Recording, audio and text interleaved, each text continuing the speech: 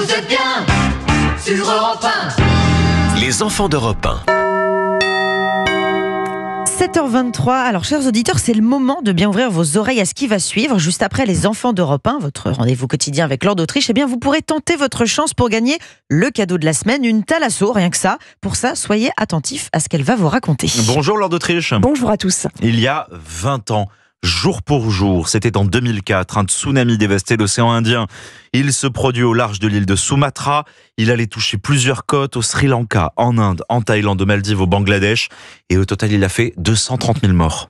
Oui, des vagues géantes de 12 mètres de hauteur frappent tous ces pays de l'océan Indien. L'eau montait, et puis là on a vu les villas sur pilotis partir aussi à la baille avec des gens dedans encore, c'était quand même assez tôt, il y en a qui dormaient. Le séisme de 9 sur l'échelle de Richter a déplacé une masse d'eau gigantesque. L'eau s'est retirée et en 5 secondes elle est remontée au-delà des limites de la plage, c'est-à-dire qu'elle a pénétré dans la ville très rapidement. Ils sont peu nombreux ceux qui réalisent la violence du séisme ce jour-là. Des touristes sur la plage filment la vague arriver sans avoir conscience du danger.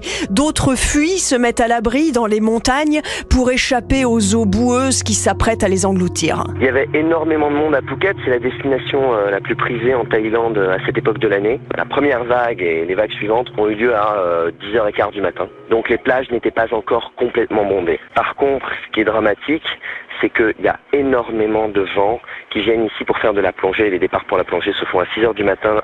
Donc il y a beaucoup de gens qui n'étaient pas revenus de la plongée et qui sont aujourd'hui, à l'heure actuelle, portés disparus.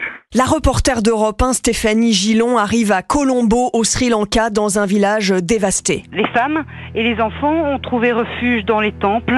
Rien que sur ces quelques mètres de côte, le raz-de-marée a fait 39 morts.